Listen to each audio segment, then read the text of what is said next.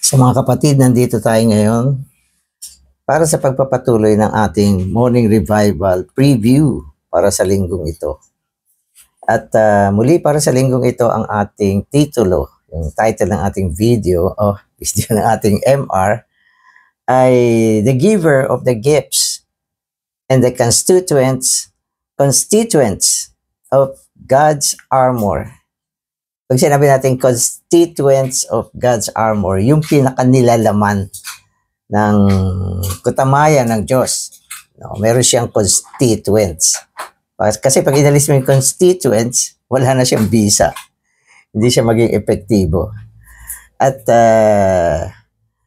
syempre, para maging epektibo siya, ang laman ng ating ng kutamayan ng Diyos ay si Kristo mismo. Siya yung bumubuo, siya yung kabuuan ng buong kutamayan ng Diyos. So, pupunta tayo ngayon. Ang pag-uusapan ay itong God's armor. God's whole armor, buong kutamayan ng Diyos. Yung mga term kasi rito, bihira natin gamitin, lalo na sa Tagalog. No, kasi ang mga spiritual na terminolohiya, madalas mas nagagamit sa mga spiritual na bagay. Amen. So, ang mga verses natin ngayon. So, para sa mga verses. Ephesians 6:11, 13 to 14. So, lahat ito mga nasa Efeso Kapitulo 6. Put on the whole armor of God, that you may be able to stand against the stratagems of the devil. Ito, utos na naman. Put on the whole armor of God.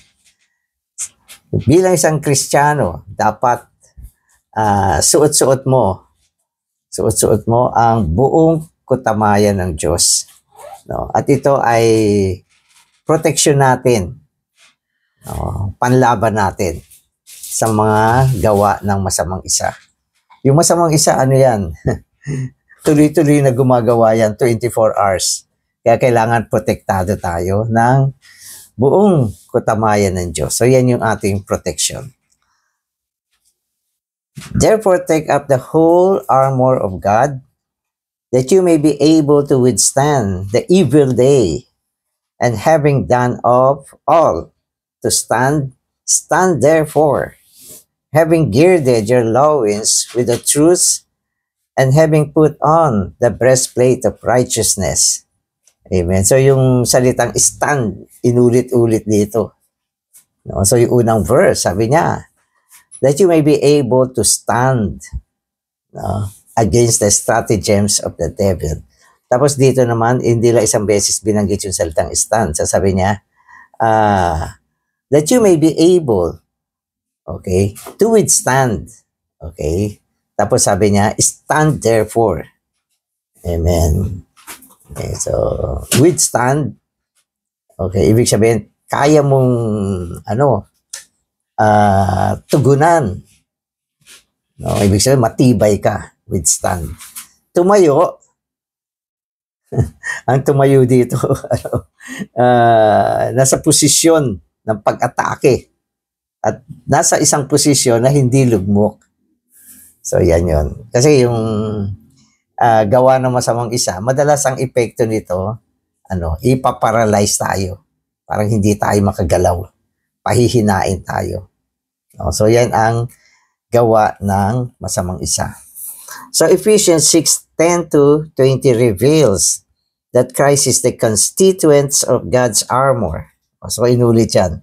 Si Kristo ang nilalaman ng buong kutamayan ng Diyos. Si Kristo ang laman yan. Siya yung kabuuan, bumubuo. So, ang buong kutamayan ng Diyos, okay, pwede natin sabihin, ay si Kristo mismo.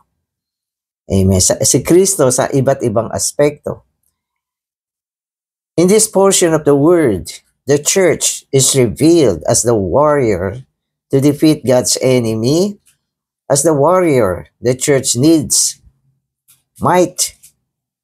Okay. As the warrior, the church needs might, kalakasan, and the whole armor of God. So malinaw dito, ang Ecclesia ay isang mandirigma. Pag sinabi natin ecclesia, syempre corporate ito. Nang ibig sabihin, personally, hindi tayo mandirigma. Para tayo maging isang mandirigma at may puwersa, dapat hukbo tayo. Ang ecclesia ay isang hukbo. Hukbong mandirigma. Kaya pag sinabi mong hukbo, ano bang klaseng hukbo? Isang sundalo. So, hindi pwedeng ganon. Dapat ito ay isang sama-samang pakikibaka. At ang pakikibaka ay gawain ng buong eklesiya. At para sa eklesiya na makibaka, para siya makibaka, una, kailangan niya ng lakas, puwersa, may might siya, meron siyang lakas. So, hindi pwedeng yung lalatoy-latoy. Malakas talaga ang eklesiya. Kailangan niya ng kalakasan. Okay.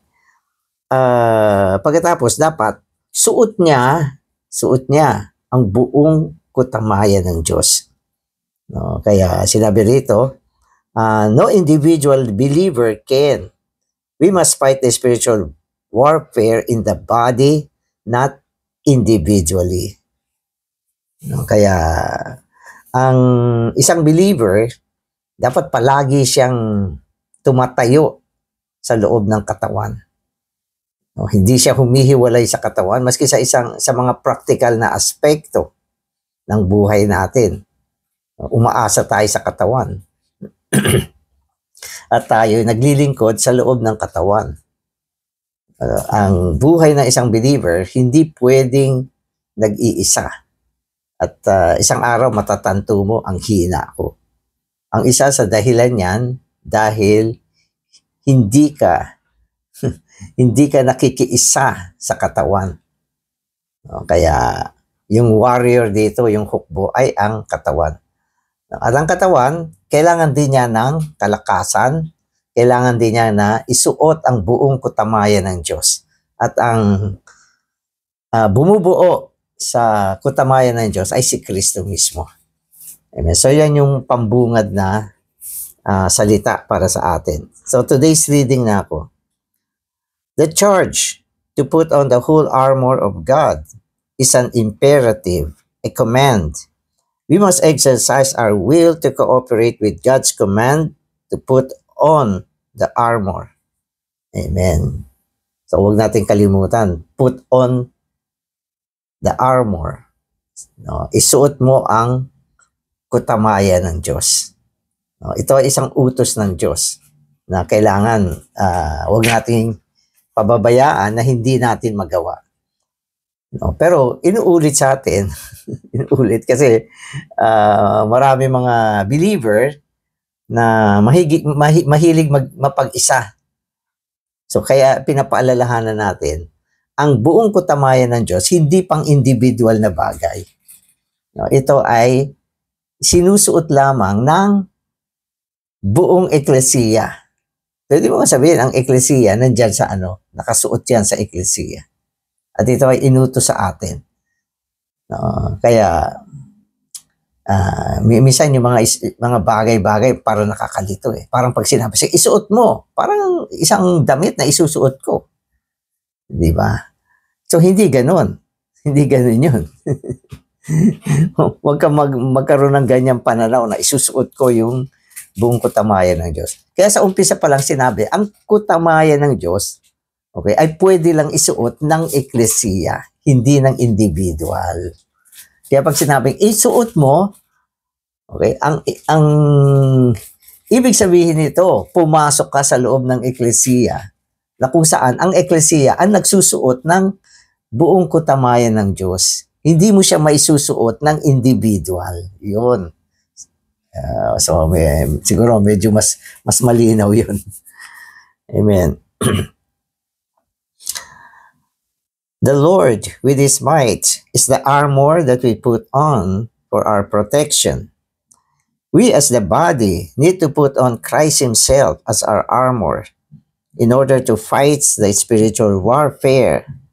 We must have Christ as the whole armor of God. Amen. So, ayan, nagkabit-kabit na. Ang armor, kutamaya, ay si Kristo sa iba't ibang aspekto. Okay? At ang pagsusuot nito, ang una sa lahat, ay protection ito. Protection. Kuminsan yung mga lumalaban sa mga labanan, naniniguro sila, nagsusuot sila ng parang bulletproof. Parang protection nila. At yung bulletproof, madalas, ang nakatakip dyan ay yung mga maselang bahagi ng katawan. So, yan, nilalagyan nila ng ganyan. Para kung sakali, meron silang protection. At yung mga dignitaries, sumasakay sa mga sasakyan na bulletproof, protection nila yun. So, hindi sila nag-iisip una ng offensive. Ang offensive ay paano mo aatakihin ang kalaban. Pero ito ay defensive. Ang defensive ay paano mo mapoproteksyonan yung sarili mo kung sakaling inaatake ka. Kaya yung whole armor of God, yung unang aspekto na pinapakita sa atin dito ay protection. Protection siya. So, kailangan natin yan. We as the body need to put on Christ Himself as our armor in order to fight the spiritual warfare. We must have Christ as the whole armor of God. Amen. So, ulit, itong Kristong binabanggit dito bilang armor, hindi siya individual. So, muli yan Ito ay pang-corporate. Sapagkat si Kristo bilang armor of God, dito ay isinusuot ng eklesiya para sa protection. Kaya pwede natin sabihin, madalas hanggat nasa loob tayo ng eklesiya, matibay tayo. Matibay tayo. Protektado tayo. Hindi tayo bumabagsak. Kaya unang isang gawain ng kaaway, okay, ay ilaglag ka mula sa eklesiya. Di ba?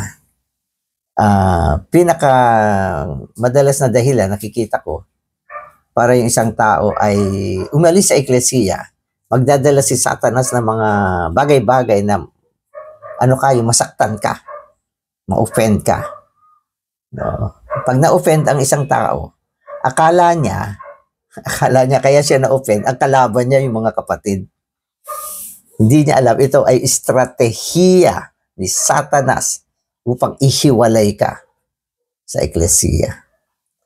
Para bang yung pag nakita nyo yung mga kawan, alam niyo yung kawan, minsan protection ang kawan Yung mga uma-attacking yung mga sumisila, madalas hindi sila lumulusob pag kawan, ayaw nila. Inaantay nila na mayroong mga hayop na mahiwalay mula sa kawan. Yan, magiging biktima na nila yan. Ganon. Kaya pag hiwalay tayo sa eklesiya, hiwalay tayo kay Kristo sa aspekto ng armor. Kaya, ang bilis mong maatake. Kaya, ano man mangyari, huwag tayong humiwalay. Hindi bang mapapansin ninyo? Mapapansin nyo? Ako napapansin ko Pag may mga kapatid na nasaktan, ang una nilang iniisip, humiwalay sa church. Parang minsan nakakataka nasaktan siya ng isang kapatid. Yung kapatid lang naman na nakasakit sa kanya. Pero yung buong eklesiya, gusto niyang iwanan. Hindi ba? Kaya kailangan mabuksan yung mata mo. Yan ay gawa ni Satanas. Gawa ni Satanas yan. Amen. For us to gird our loins, okay, is to strengthen our entire being. Okay. Our whole being needs to be strengthened with truth. This strengthening is not for sitting, but for standing. Amen. So, isa sa aspekto ng kutamaya ay yung pagbibigkis ng bewang. Sabi niya, gird your loins, bigkisin mo yung bewang mo. At yung pambigkis dito ay yung bigkis ng katotohanan. Yan yung isang protection dito at upang magkaroon ka ng puwersa at kalakasan. So, nung araw, naalala ko, may isang kapatid, Nag-serve siya sa militar. Nag-serve siya sa militar. Siya ay isang doktor sa militar. Pero sabi niya, pag ikaw ay isang military man, no, yun daw, yung mga sintron nila, ang hihigpit, yun daw ang tinuturong una. Hindi pwedeng sundalo ka, luluwang-luwang yung sintron mo. Sabi niya, kailangan talagang naka-ano raw yan, naka-belt yan na talagang matibay at talagang hapit na hapit. Sabi niya, kasi pag maluwag daw yung sintron mo, mahina ka sa action. So, ganun pala yun. Tama naman, di ba?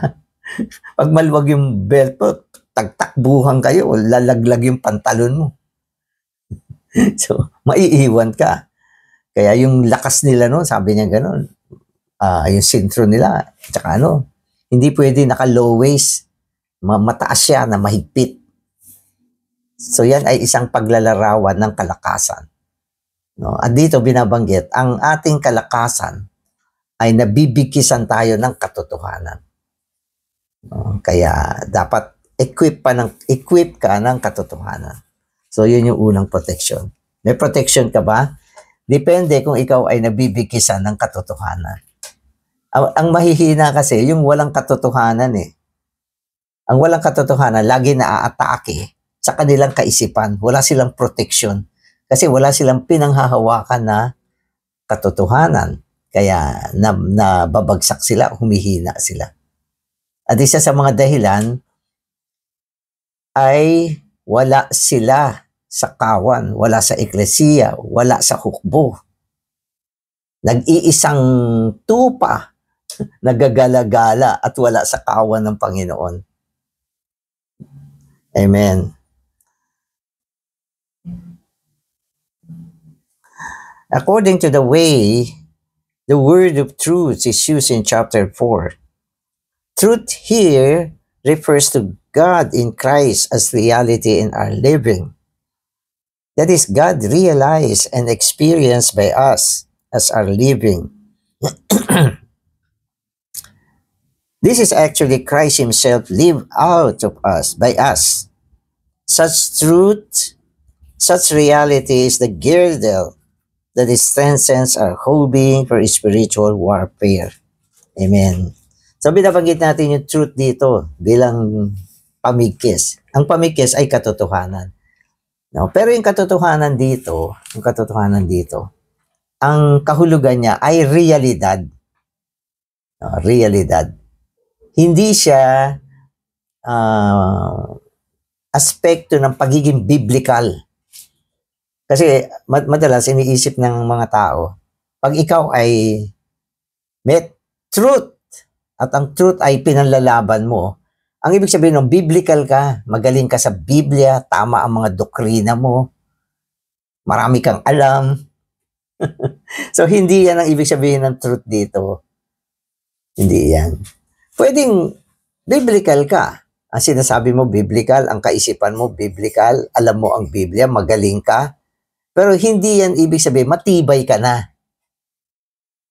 Ang ibig sabihin ng truth dito ay realidad. Realidad. At ang realidad ay si Kristo mismo. Si Kristo mismo na ibinubuhay mo at nagiging karanasan mo.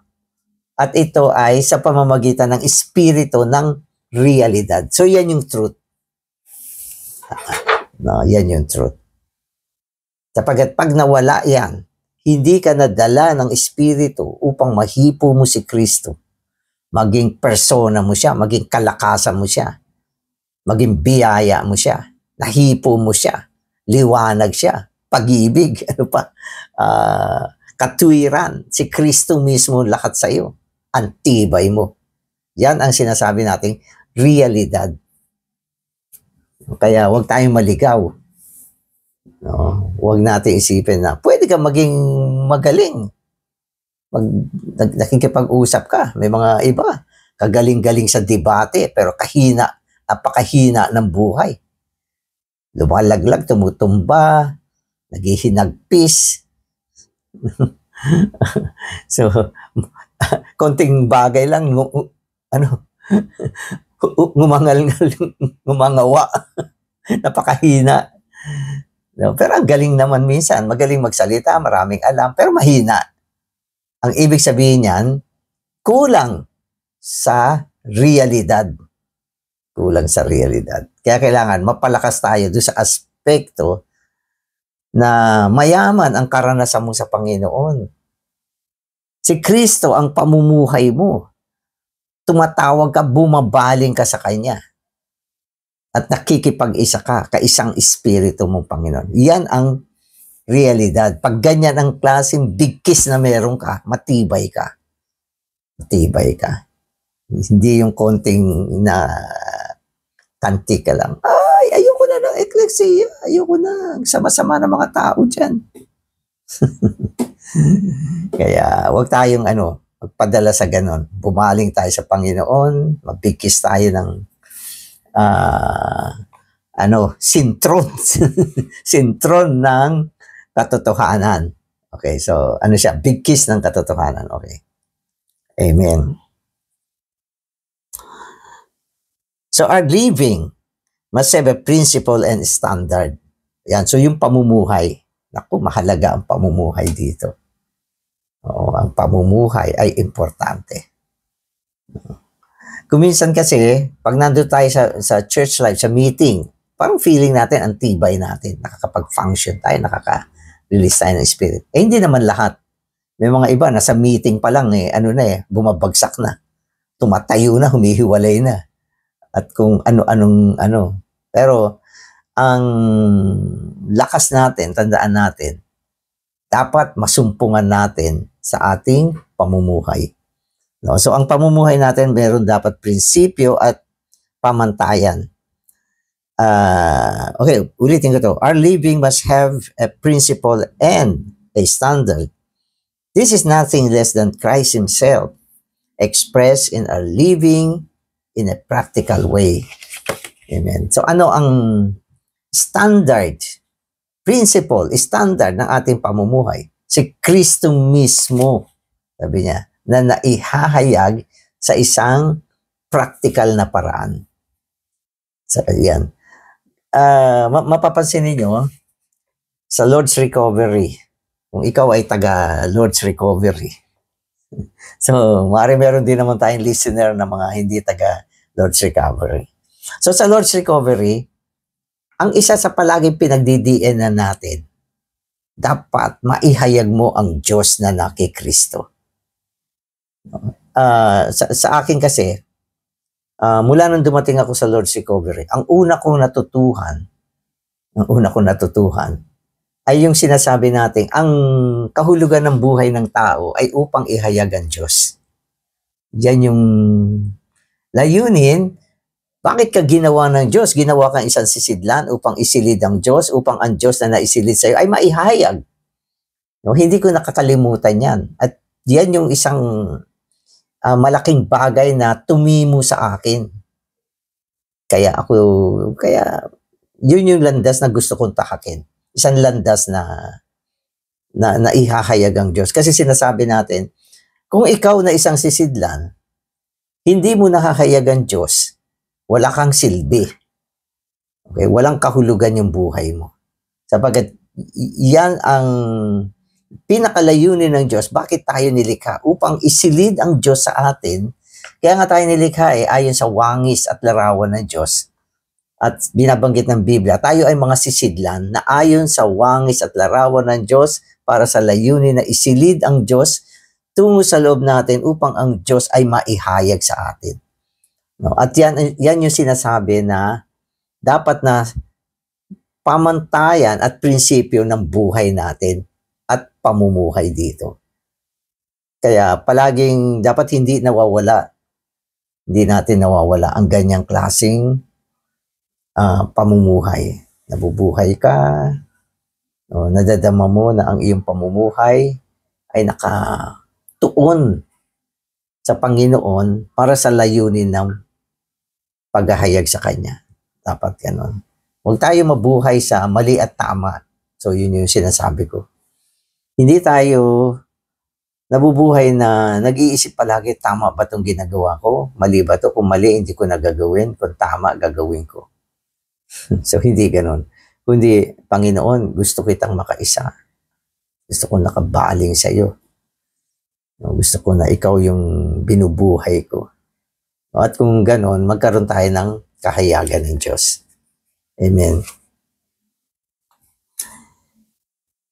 If our daily living is loose, we are not able to stand against the powers of darkness.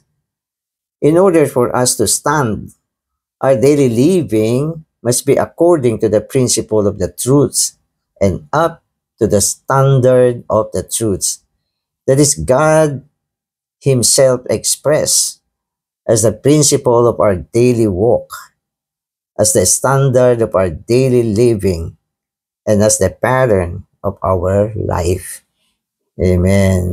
So, malaking bagay ito. No, na pinananatili natin, no, na ang buhay natin ay nagkahayag sa Diyos. No, naihahayag natin ng Diyos. No, hindi tayo nabubuhay sa isang pabayang pamumuhay. Ang pabayang pamumuhay, yung wala kang paki. Diyos ba to? Hindi ba to Diyos? O ano, wala kang paki. Hindi mo binibigyan ng pansin. Okay, na ituon yung buhay natin kay Kristo.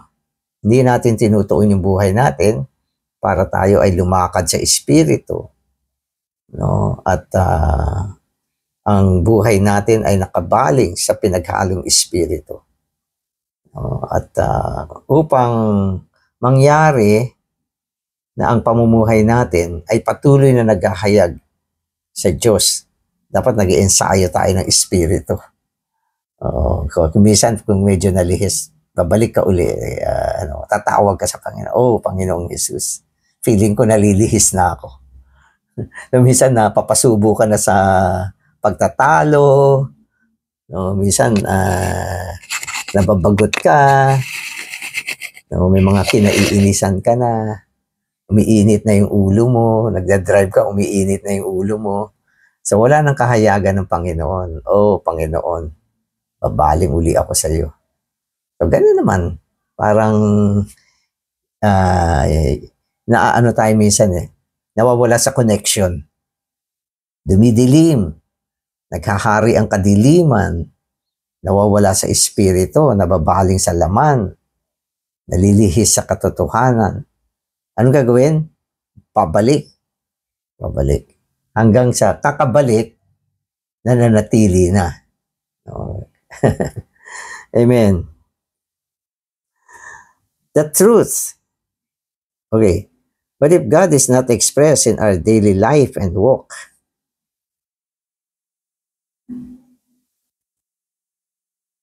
okay, so ito. Those who have such a living certainly have their loins girded with truth. These are the ones who are able to face attack and opposition. Naku, pag ikaw ay nananatili, nakikipag-isa sa Panginoon, nakakayag mo ang Diyos. Maging si Satanas, ayaw na niya umatake. Alam niya na walang puwersa, walang lakas ang kanyang pag-atake. So, ganun. So, alam din niya yung timing Amen. But if God is not expressed in our daily life and walk, we will not have a girdle about our loins, and we will have no strength to stand against the enemy. We will not have the power to face opposition or controversy. Ayan, mahina ka na, no, lugmok ka na, wala ka na sa espiritu, wala na yung girdle ng katotohanan, ng realidad ng Panginoon. So, hindi mo kayang tumayo. Hindi mo kayang tumayo. Kaya nga madalas, hindi natin maisagawa yung mga bagay ng Panginoon. Halimbawa, alam natin, ang isang believer dapat nagpipreach ng gospel. Hindi ka makapreach. Hindi mo magawa. Dapat ang isang believer nagpapatotoo, mga buhay na patotoo ng Panginoon. Hindi mo magawa. Hindi mo magawa. Kung minsan yung mga simpleng pagpupulong, hindi mo mapuntahan. Hindi mo mapuntahan. Sa isang banda, ang daming reason. Maraming reason. Pero sa totoo, mahina ka na. At kung minsan naman sa awa ng Panginoon, nakakarating tayo sa meeting, hindi ka naman makapag-share. Wala kang puwersa. No? Sasabihin mo, hindi ako nakapagbasa o ganito, ganon. Wala namang excuse yan eh. No? So yun yung mga kahinaan natin. At kung minsan, lalo na, wala ka na rin pusong manalangin, kontakin ng Panginoon. Kasi lugmok ang buhay natin. Kaya ito yung pagsasalarawan na may mga pagkakataon na tayo ay nasa ilalim ng pang-aatake ng kaaway. Kaya huwag nating hayaan yan. Huwag nating hayaan yan. Kailangan makita natin na ang proteksyon natin ay si Kristo mismo. Si Kristo mismo bilang buong kutamayan ng Diyos na sinusuot sa pamamagitan ng Eklesiya. At ang buhay natin, isang pamumuhay na nananatili sa loob ng katawan. At sa loob ng katawan, nag-uudyukan tayo, nagpapalakasan, sama-sama. Sapagat ang Eklesiya, pwede rin na maging hubad siya sa kutamaya. Sapagat Eklesiya nga siya, subalit kulang ang kanyang puwersa. Kaya ang Eklesiya dapat mapalakas din. Kaya mapapansin niyo ang Eklesiya sa Lord's Recovery, ang daming activity. So yan yung dahilan. No, baka minsan nagtatanong kayo, bakit brother, ang daming activity sa church? Diba? Lalo na yung mga training. No, ngayong mga nakaraang panahon, tuloy-tuloy ang pagsasagawa ng 7 annual feast. Naging videotape training na yan.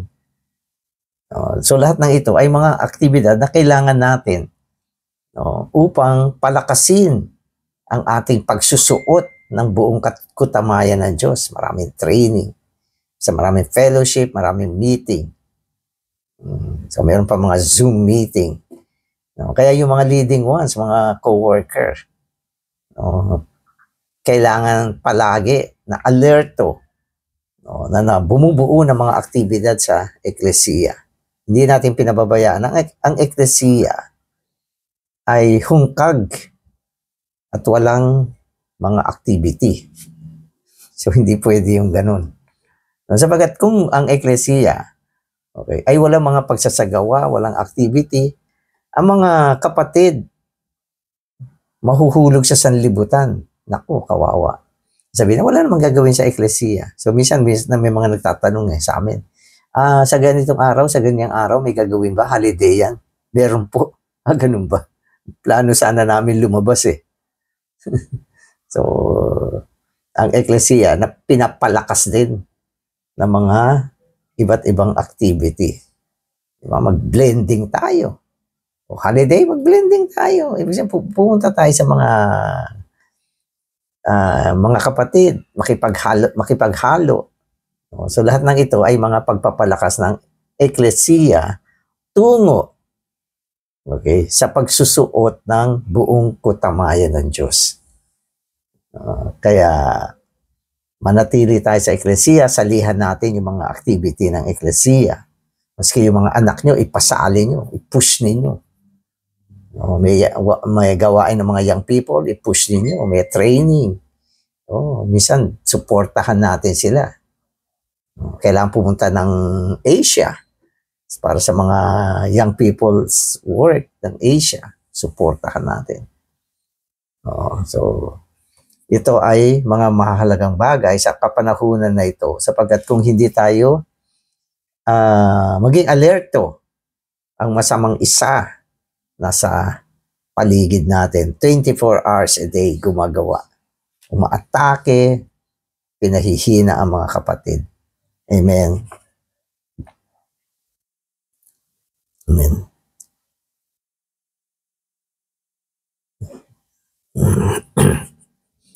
The truth with which we are girded for the spiritual warfare is actually Christ, whom we experience. Amen. In Philippians 1:21, Paul says, "To me to live is Christ. This Christ whom Paul lived was his girdle of truths. This Christ was God expressed and revealed in Paul's daily walk." Di ba? Sinasabi ni Paul, sabi niya, "Sa akin ang ganang mabuhay ay si Kristo. For to me to live is Christ." So si Paul mismo ang gumamit nitong term na ito na sinasabi niya, ang kanyang pamumuhay ay si Kristo. At ito ay si Kristo na naging bigkis niya. Naging bigkis niya at naging protection niya at sa pamamagitan nito, nakakatayo siya para sa Panginoon. Kaya yan din yung ginagamit natin. Kung si Paul, isang believer, isang kapatid, nagawa ito, wala namang kaibahan kay Paul at sa atin. Ang kaya niyang gawin, kaya rin natin gawin. Binuhay niya si Kristo, pwede rin nating ibuhay si Kristo. No? At pag sinasabi natin ibuhay si Kristo, ito ay ang ihayag si Kristo sa ating pang-araw-araw na pamumuhay. Because Paul's daily living was conformed to the pattern of Christ.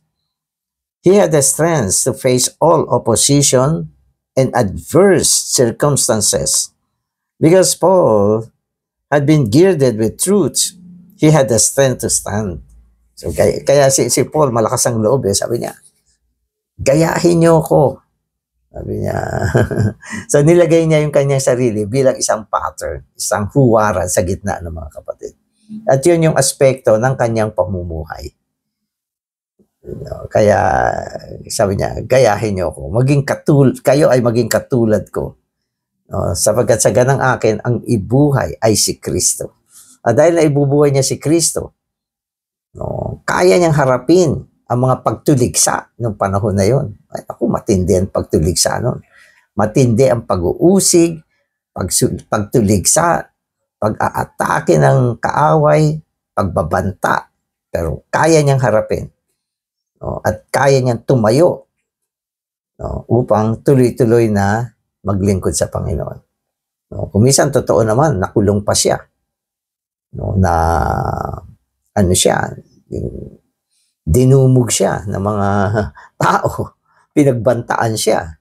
Ang daming, maraming mga ganyang sitwasyon. Lahat ng yan galing sa kaaway. Pero hindi siya natinag. Hindi siya natinag. Imposible ng isang tao, hindi mo matinag pag tinakot mo na yan, binantaan mo. Magtatago na yan, mawawala na yan, aalis na yan. Kaya yung mga ibang tao, para mawala yung kalaban nila, tinatakot nila, binabantaan nila, o inaatake nila. Diba? Sa panahon ng eleksyon, usong-uso yung mga ganon. Kaya yung mga iba, hindi na tumatakbo sa politiko, natatakot na sila. Pero si Paul, sa gitna ng ganitong kapaligiran, hinarap niya, hindi siya natinag, malakas ang kanyang loob, sapagkat si Kristo ay ang kanyang bigkis ng katotohanan. At si Kristo ang kanyang ipinamuhay sa kanyang pang-araw-araw na pamumuhay. Kaya yung salitang stand, tumayo ka, withstand, harapin mo, kaya mong harapin. Ginamit niya yung mga term na yan. At siya mismo, sinabi niya, gayahin niyo ako. Amen. Amen. Ito na.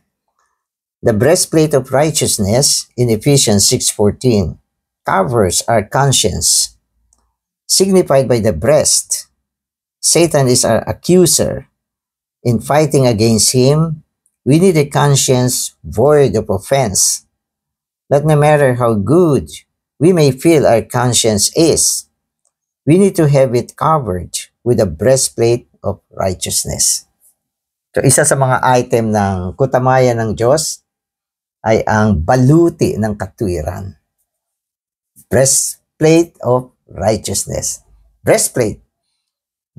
Na ito ay nilalagay sa dibdib. Kaya breastplate siya, pantakip ng dibdib. Na ang ibig sabihin nito, ang ating budhi na sinasagisag ng ating dibdib ay dapat may takip. May takip siya. At ang takip nito ay ang katwiran na walang iba kundi si Kristo mismo. So, bakit ganyan? Kasi si Satanas, ang pinakamatinding gawain niya, no, ay ang kondenahin ang ating budhi. Kinokondena niya tayo. Kinokondena. Para siyang isang prosecutor. Di ba sa gitna ng courtroom may prosecutor. Yung prosecutor, ang gawain niya, i-accuse niya yung kriminal. I-accuse niya, ikaw, ganitong ginawa mo, kailangan merong ganyan sa court. Si Satanas, ganyan ang ginagawa niya. Ina-accuse niya ang isang believer, lalo na sa kanyang budhi. Ang budhi kasi natin, maselan yan eh. No? Kapag yan ay in-accuse, pwede siya maapektuhan. At maski na konting accusation na tumama sa budhi ng isang believer, ito ay magiging sanhi upang siya ay maging mahina, hindi na siya makatayo. So, ganon. At minsan, anumang alaga mo sa budhi mo, nagkakaroon pa rin ng mga maliliit na mga accusation yan. Mga bulong ni Satanas. Naku, kanina lang nag-isip ka ng ganyan. Kanina lang napalabang ka sa debate, pagtatalo. So, marami mga accusation na pinabato sa atin. Sa kaisipan at ang naapektuhan dito ay yung ating budhi.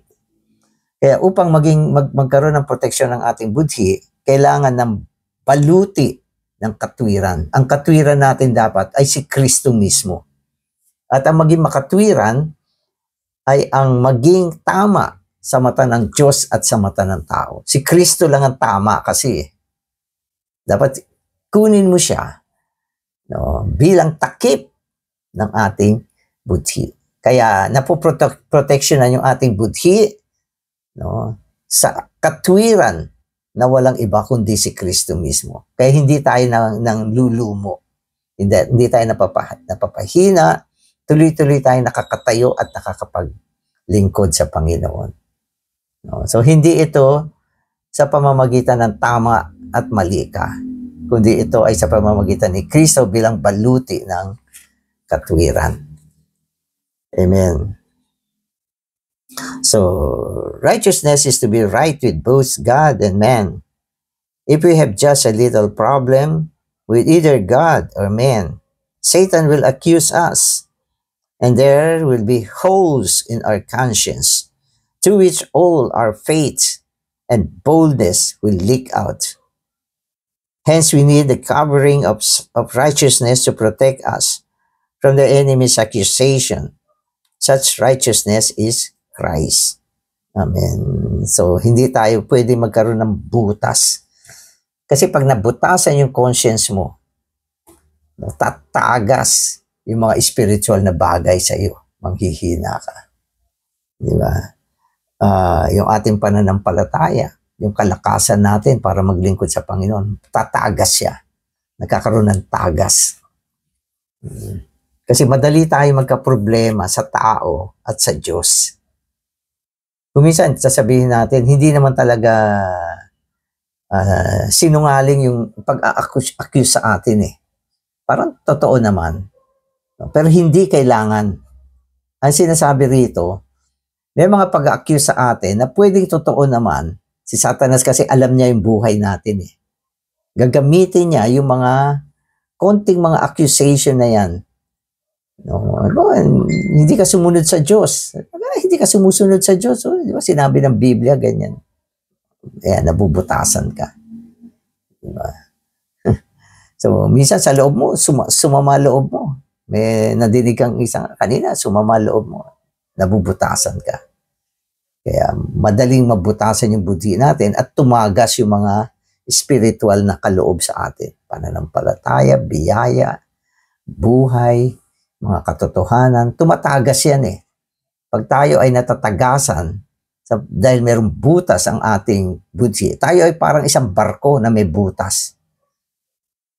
Ang unti-unting lumulubog.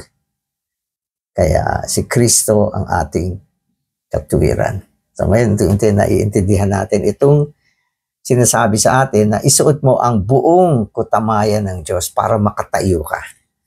Amen. Salamat sa Panginoon. Ikaw ang realidad at kabuuan ng buong katamayan ng Diyos na aming nagiging proteksyon laban sa masamang isa upang kami na mga mananampalataya ay patuloy na makatayo, patuloy na magkaroon ng kalakasan para maglingkod sa iyo. At salamat din sa mga paalala ng buong katamayan ng Diyos ay para sa Eklesiya. Nawa patuloy kami manatili na nakikiisa sa loob ng Eklesiya, nabubuhay sa loob ng Eklesiya, at naglilingkod sa loob ng Eklesiya. Amen.